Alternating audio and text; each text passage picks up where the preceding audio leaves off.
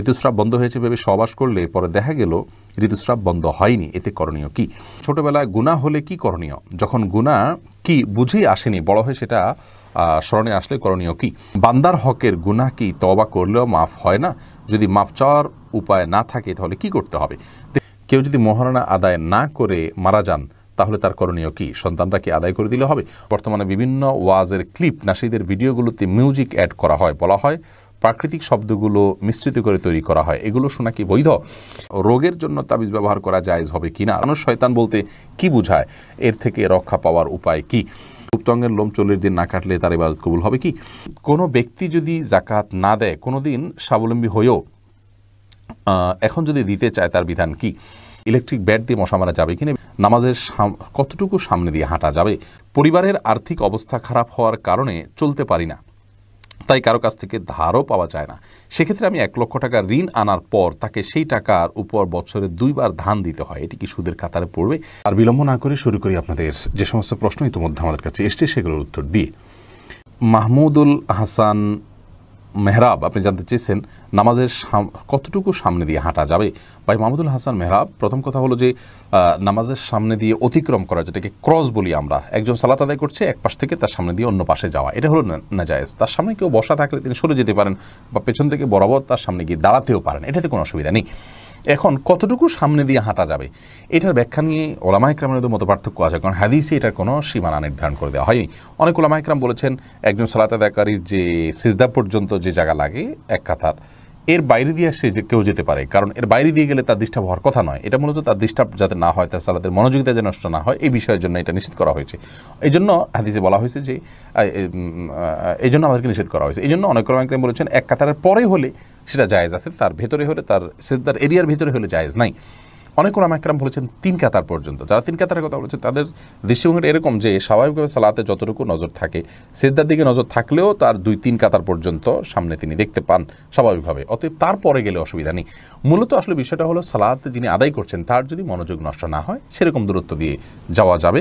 এক্ষেত্রে যত বেশি দূরত্ব দিয়ে যাওয়া যায় ততই ভালো।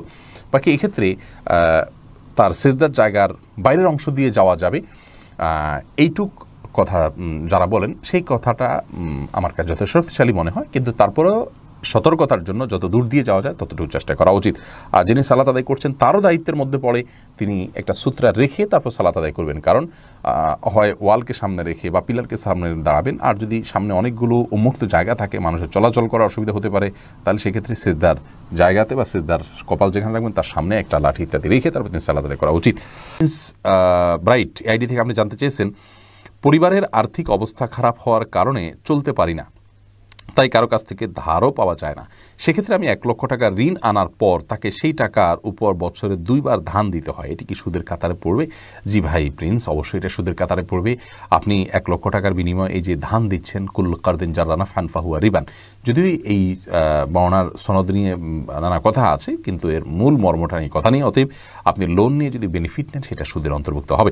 বিধায় আপনি চেষ্টা করবেন স্ট্রাগল করার, হালাল রুটি রুজির জন্য, বেঁচে থাকার জন্য একটি উপায় উপার্জন অবলম্বন করার জন্য। আলহামদুলিল্লাহ আজকের বাস্তবতায় মানুষকে আপনার মানে না খেয়ে মরে যাবে এরকম কিছু না করলে এরকম না বিষয়গুলো, যার কারণে একটু কষ্ট হবে, একটু স্ট্রাগল করতে হবে দাঁড়াতে, কিন্তু আপনাকে চ্যালেঞ্জ নিতে হবে, অক্লান্ত পরিশ্রম করতে হবে হালাল উপার্জনের জন্য। ইনশাআল্লাহ আল্লাহর রহমতে অবশ্যই বারাকা দিবেন, কিন্তু এটা সুদ হবে, আপনাকে এটা বর্জন করতে হবে। সুমন আহমেদ, আপনি জানতেছেন ইলেকট্রিক ব্যাট দিয়ে মশা মারা যাবে কিনা? ইলেকট্রিক ব্যাট দিয়ে মশা মারা যাবে, যদিও অনেক আমরা নিষেধ করেন, যারা নিষেধ করেন তাদের চাইতে যারা নিষেধ না করেন তাদের মতটি বেশি শক্তিশালী। শেখ মোহাম্মদ সাল্লাহ মজিদ হাফিজাহুল্লাহ ইসলাম কিউতে এটাকে জায়েজ বলেছেন, এবং সৌদি আরবের অন্যান্য বড় বড় স্কলারগণ তারাও জায়েজ বলেছেন, এবং তারা যে যুক্তি পেশ করেছেন সেটি হলো, দলিলগুলো অত্যন্ত শক্তিশালী, সেটি হলো তারা বলেছেন যে আগুন দিয়ে কোনো পশু পাখি পুড়িয়ে মারা জায়েজ নাই, কিন্তু ইলেকট্রিক ব্যাট দিয়ে যে মশা মারা হয় সেটা আসলে আগুন দিয়ে পুড়িয়ে মারা হয় না, ইলেকট্রিক শক দিয়ে মারা হয়। তারপরে আপনি সুইচ টিপে ধরে রাখেন, তাহলে পরবর্তীতে ওই মরদেহটা পুড়ে যায়, এতটুকু, কিন্তু পুড়ে হত্যা করা হয় না, যেটা হাদিসে নিষেধ আছে। ইরশাদ জাহান, আপনি জানতে চেয়েছেন কোনো ব্যক্তি যদি জাকাত না দেয়, কোনোদিন স্বাবলম্বী হয়েও এখন যদি দিতে চায় তার বিধান কি? যদি কেউ স্বাবলম্বী হওয়ার পরও জাকাত না দেয় তাহলে সেক্ষেত্রে যখন আল্লাহ তাআলা তাকে বুঝ দিয়েছেন, তিনি যখন জাকাত এর গুরুত্ব বুঝতে পেরেছেন, তখন তিনি যদি জাকাত আদায় করেন তার ইনশাআল্লাহ আদায় হয়ে যাবে। কথার কথা 10 বছরে জাকাত দেননি, 20 বছরে জাকাত দেননি, তো কত বছর তার জাকাত অনাদায়ে ছিল কত টাকা সে ফিগার বের করে তিনি যদি পরবর্তীতে আদায় করে দেন তাহলে ইনশাআল্লাহ বিদিনিল্লাহ তিনি আল্লাহর বরমের কাছে দায়মুক্ত থাকবেন। সেই সাথে তিনি যে আদায় করেনি আগে বিলম্ব করেছেন সেজন্য আল্লাহর কাছে তওবা এবং ইস্তেগফার করবেন, এটুকু যথেষ্ট হবে ইনশাআল্লাহ। আব্দুর রাজ্জাক বিন সিরাজ জানতে চেয়েছেন গুপ্তাঙ্গের লোম 40 দিন না কাটলে তার ইবাদত কবুল হবে কি? গুপ্তাঙ্গের লোম বা অবাঞ্ছিত যে সমস্ত পশম আছে এই পশমগুলো 40 দিনের বেশি না কেটে থাকা গুনাহের কথা, কারণ হাদিসে এ বিষয়ে কড়াকড়ি রয়েছে। ইসলাম জানতে চেয়েছেন মানুষ শয়তান বলতে কি বোঝায়, এর থেকে রক্ষা পাওয়ার উপায় কি? দেখুন, মানুষ সন্তান হলো শয়তানের যে কর্মকাণ্ড এগুলো যে সমস্ত মানুষরা করে সেটাই মানুষ শয়তান। অতএব এদের থেকে বাঁচার জন্য আপনি সূরা কুল আযরা বিন নাস পড়বেন, মিনাল জিন্নাতি ওয়ান নাস, মানুষ জিন এবং মানুষ উভয় প্রকার শয়তান থেকে আল্লাহ আপনার পানাহ চাই। মূলত শয়তান জিনি, কিন্তু মানুষ রূপী শয়তান আছে, অর্থাৎ মানুষের কর্মকাণ্ড করে, তারাও মানুষকে কুমন্ত্রণা দেয়, খারাপ পথে নিয়ে যায়। তো এদের থেকে আল্লাহর কাছে আশ্রয় চাইতে হবে, তাদের সান্নিধ্য এবং সংস্রব থেকে দূরে থাকতে হবে। এরপরে সুইটি আহমদ আপনি জানতে চেয়েছেন রোগের জন্য তাবিজ ব্যবহার করা জায়েজ হবে কিনা। রোগের জন্য তাবিজ ব্যবহার করা ইসলামী শরিয়ার শিক্ষা নয়, সুন্নাহ নয়। রাসূল আকরাম সাল্লাল্লাহু আলাইহি ওয়াসাল্লাম ঝাড়ফুঁকের শিক্ষা দিয়েছেন। শুধু বাচ্চারা যারা পড়তে পারে না তাদেরকে ঝাড়ফুঁকও সবসময় করা যায় না, বা করেও নিয়মিত ঝাড়ফুঁক করা যায় না, তেলাওয়াত করতে পারে না তারা, এক্ষেত্রে তাদেরকে তাবিজ দেওয়া যায় কিনা কোরআন হাদিসের আয়াত দিয়ে, কোরআন আয়াত এবং হাদিসের দোয়া দিয়ে শুধুমাত্র, সেটাকে কোনো ওলামা জায়েজ বলেছেন। কিন্তু রাসূল আকরাম সাল্লাল্লাহু আলাইহি ওয়াসাল্লাম কাউকে কখনো তাবিজ দেননি, দিতে বলেননি। তিনি যেটা বলেছেন ঝাড়ফুঁক করা নিজের জন্য, অন্যের জন্য। অতএব তেল পোড়া, পানি পোড়া বা বিভিন্ন আয়াত তেলাওয়াত করে ফুঁক দেওয়া, এটাই হলো মূল ট্রিটমেন্ট, সেটাতে আমাদের যাওয়া উচিত। এরপরে তাসনিম বিনতে জহরুল আপনি জানতে চেয়েছেন বর্তমানে বিভিন্ন ওয়াজের ক্লিপ, নাশিদের ভিডিওগুলোতে মিউজিক অ্যাড করা হয়, বলা হয় প্রাকৃতিক শব্দগুলো মিশ্রিত করে তৈরি করা হয়, এগুলো শোনা কি বৈধ? ভাই তাসনিম, প্রথম কথা হলো যে প্রাকৃতিক যে শব্দগুলো আছে সেগুলো এসএফএস অথবা আপনার হামিম জাতীয় যেগুলো আছে মুখ দিয়ে তৈরি করা বিভিন্ন শব্দ, এগুলো ব্যবহার করতে কোনো অসুবিধা নেই। কিন্তু বাদ্যযন্ত্রের সূক্ষ্ম ব্যবহার আজকাল অনেক ইসলামিক নাশিদ এমনকি তেলাওয়াত এমনকি ইসলামিক আলোচনার ব্যাকগ্রাউন্ড সাউন্ড হিসাবে কিন্তু ইউজ করা হয় খুব সূক্ষ্মভাবে, এত সূক্ষ্মভাবে দেওয়া হয়, হামিমের সাথে এটাকে মেশানো হয় যেটা বোঝার কোনো উপায় নেই। এগুলো শোনা জায়েজ নাই।